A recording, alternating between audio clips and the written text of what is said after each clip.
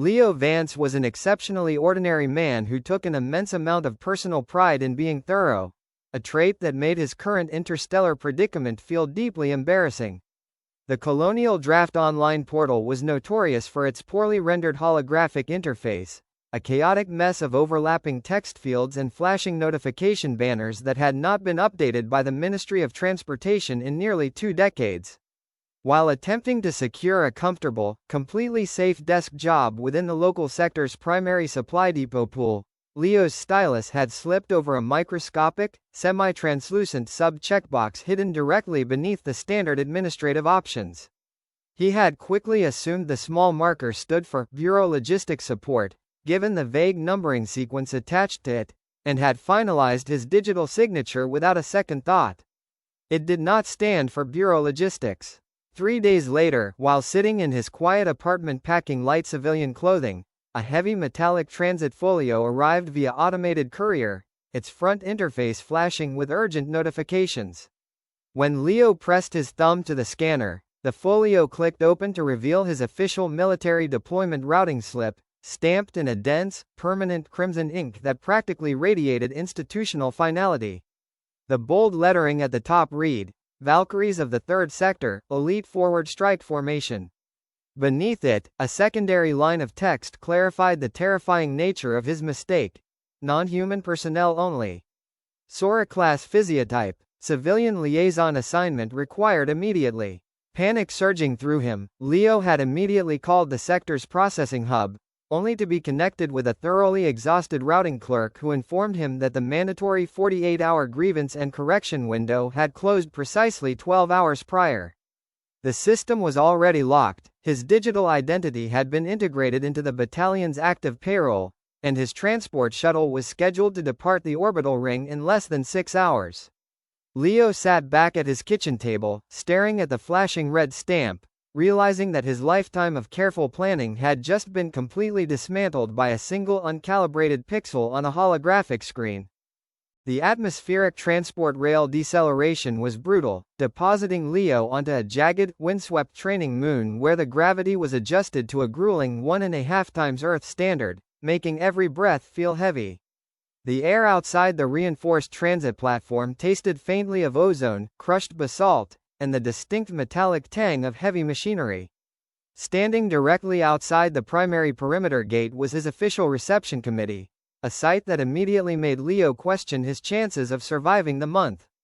A full squad of Zephali warriors stood waiting, their physical presence completely dominating the harsh landscape. They were magnificent, terrifying biological anomalies, standing well over 7 feet tall with dense, blue-gray skin that possessed the matte texture of molded military alloy. Faint, intricate patterns of bioluminescent markings traced their way along their jawlines and down their powerful arms, flaring with a sharp turquoise light whenever they shifted their weight or adjusted their stance. The gate guard, a towering veteran whose armor was covered in deep plasma scoring from past campaigns, looked down at Leo's 5'10" frame with an expression of profound disbelief. She took Leo's digital transit folio, reviewing the encryption codes 3 separate times as if expecting the data to magically transform into something that made sense. The other warriors gathered around, their golden eyes reflecting the pale morning light as they openly assessed the small, unarmored human who had just arrived in a civilian jacket carrying a single duffel bag. The guard let out a low, rumbling sigh that vibrated straight through the metal grates beneath Leo's boots, slammed her palm against the security interface, and gestured for him to enter the compound. Senior Brevet Commander Vale did not utilize an office desk in the traditional sense.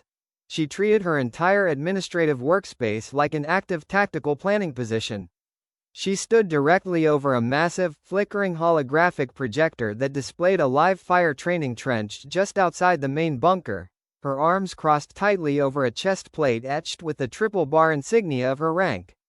Her gold-flecked eyes locked onto Leo the moment he stepped through the automated doorway, scanning his posture and heart rate with the cold, calculated speed of a targeting computer. Without offering a greeting or acknowledging his rank, Vale informed him flatly that the civilian auxiliary branch had sent 3 different human liaisons over the past 11 weeks, and not a single one had survived the first rotation. The first begged for a reassignment after 48 hours because the atmospheric pressure gave him migraines. The second filed a formal psychological trauma complaint regarding our combat drills. And the third simply refused to leave her quarters, Vale said, her voice dropping to a low, dangerous octave. She slid a blank, pre-authorized emergency transfer document across the metal console toward him, her bioluminescent markings flaring with an intense, warning glow. She made it explicitly clear that she had no desire to waste valuable training hours babysitting a fragile, telepathically deaf human whose reaction times were inherently flawed by evolutionary design. Leo looked down at the paper, then looked up into the piercing gaze of the commander, maintaining a steady, unblinking composure that surprised even himself. My contract is legally locked by the Central Commission, Commander, and I don't care much for paperwork errors, Leo said, politely pushing the transfer document back across the table. If you could just direct me to my primary logistics terminal, I have a massive backlog of supply manifests to review. The Zephali Sisterhood operated on an incredibly complex, deeply ingrained subconscious empathic network that allowed them to communicate without spoken words. They did not merely share tactical data through their comms. They could literally feel the emotional spikes, adrenaline shifts, and instinctual micro-adjustments of every single warrior within their immediate radius, creating a flawless collective consciousness during active combat. For the entirety of Leo's first week on the base, the entire 14-member strike formation subjected him to a constant, unspoken psychological evaluation. Everywhere he walked, whether he was navigating the supply corridors, entering the communal mess hall, or retrieving maintenance logs from the equipment racks, he was met with the piercing, unblinking stares of the towering alien women. They expected the lone human to crack under the weight of their scrutiny. They expected to feel waves of crippling fear, loud overcompensation, or defensive masculine arrogance radiating from his mind. However, because Leo completely lacked their telepathic anatomy, their empathic probes bounced right off him, finding absolutely nothing to read. Leo simply sat at his assigned terminal for 12 hours a day, systematically entangling a 3-month backlog of corrupted cargo manifests, completely insulated by his own deep, professional focus. He walked at a measured pace, never performed confidence he didn't possess, and treated the terrifying alien warriors with the exact same polite, professional distance he would show to a standard human office clerk.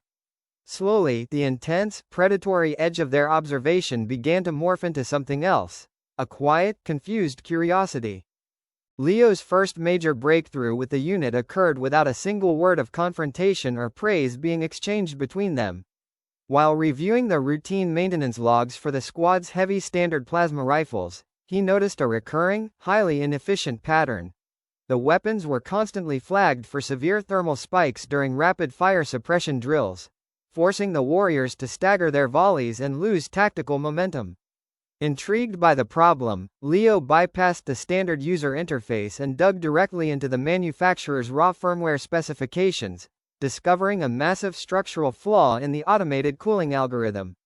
The civilian programmers who designed the software had prioritized battery longevity over sustained combat output, creating a massive artificial bottleneck that caused the plasma chambers to choke under rapid heat accumulation. Spending an entire night isolated at his workstation, fueled by terrible synthetic coffee, Leo manually rewrote several hundred lines of core code, streamlining the thermal venting cycles and optimizing the weapon's rapid-fire heat dissipation by a staggering 14%. The following morning, the rocky canyons surrounding the training range echoed with the unprecedented, perfectly synchronized thunder of uninterrupted, flawless plasma fire. When the squad returned to the armory, drenched in sweat and carrying perfectly cooled rifles, the lead weapons specialist marched directly over to Leo's desk. Without saying a word, she set a heated container of high-grade military rations next to his folio, gave him a slow, deliberate nod of approval, and walked away. That evening in the mess hall, when Leo went to sit down, he noticed the deliberate physical gap the warriors usually left around him had shrunk by half. The true value of a meticulous logistics officer became undeniable during a grueling, full-scale tactical simulation conducted within the planet's highly volatile northern canyon sectors. The Zephali warriors were entirely immersed in executing a high-speed flanking maneuver against a simulated enemy fortress, their collective empathic network completely focused on weapon synchronization and speed. Leo, remaining behind at the forward base to monitor the real-time environmental telemetry feeds, noticed a sudden, anomalous microseismic spike appearing on his subsurface sensors. The base's automated combat computers immediately dismissed the reading as standard structural reverberation caused by the squad's heavy mortar fire, but Leo's historical familiarity with high-gravity terrain maps made him deeply suspicious. Cross-referencing the seismic frequency with local geological surveys, he discovered that a massive, pressurized underground aquifer sat directly above the canyon wall the squad was currently utilizing for cover. The intense vibrations from their own weaponry had just fractured the ancient retaining bedrock. Without requesting permission from the base commander, Leo instantly overrode the squad's primary tactical communications channel, his voice cutting through their telepathic chatter with a deadpan, authoritative clarity. All units, abort current cover positions and pull back 30 meters immediately. 2 seconds after the confused warriors scrambled backward out of the gorge, the canyon wall suffered a catastrophic structural failure, releasing millions of tons of liquefied liquid mud and rock that completely obliterated their previous firing position. Silence hung over the comms channel until Commander Vale's voice broke through, tight and measured. Logistics, log that hazard variation into the permanent sector file. Good eye. The fragile piece of Leo's routine assignment was shattered on day 24, during what should have been an entirely mundane, low-risk technology transfer aboard Station Delta, an isolated orbital platform hanging over the moon's dark side. Leo had accompanied a 5-warrior security detail led by Commander Vale herself to ensure the digital manifests matched the physical cargo crates being delivered by a civilian freighter. Without any warning from the system's long-range sensors, the station's proximity alarms wailed a deafening alert as a massive, heavily armed dreadnought belonging to a notorious faction of cybernetic scavengers ripped out of hyperspace right alongside them. Before the station's defensive shields could even initiate their activation sequence, the raiders unleashed a targeted, high-intensity electromagnetic pulse blast that instantly fried the primary power grid.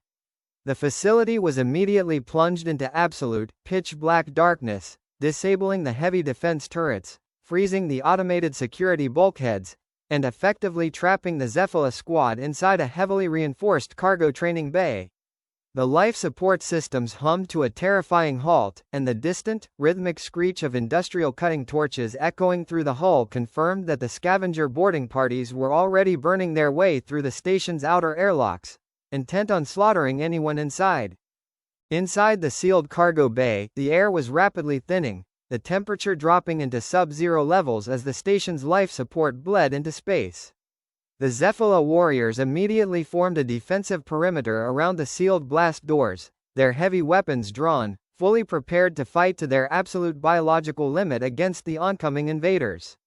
However, their immense physical size and dense muscle structure worked entirely against them in this scenario. They were physically incapable of escaping the locked room through any alternative route, and their massive oxygen consumption rates meant they would suffocate long before the scavengers managed to burn through the reinforced titanium doors.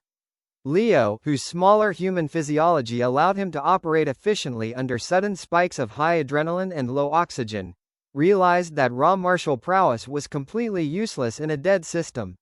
Ignoring the freezing cold biting through his civilian uniform, he grabbed a manual plasma torch and a heavy magnetic wrench from a nearby emergency locker. He turned to a small, unassuming maintenance hatch near the floor that led into the station's secondary ventilation system, a network of narrow, twisting metal shafts that were far too small for any Zephali warrior to ever squeeze into. "Keep your heart rates down and conserve your oxygen," Leo said, his voice remarkably steady despite the chaos. Before Commander Vale could voice an objection, Leo ignored the pain in his joints, threw his duffel bag aside, and crawled forward into the absolute darkness of the tight metal pipeline. Dragging his body through the freezing, pitch-black confines of the maintenance shafts was an agonizing process, the rough metal edges tearing at his clothes and scraping his skin as he moved purely by touch and memory of the station's blueprints. His lungs burned with every short, shallow breath, the air filling with a dangerous concentration of carbon dioxide as he neared the central atmospheric control nexus. Finally reaching the main access junction, Leo ignited his manual plasma torch, the bright blue flame illuminating a chaotic mess of frozen hydraulic lines and fried circuitry. He knew he didn't have the time or the power to restore life support to the entire station, but his deep understanding of structural logistics gave him a far more lethal alternative.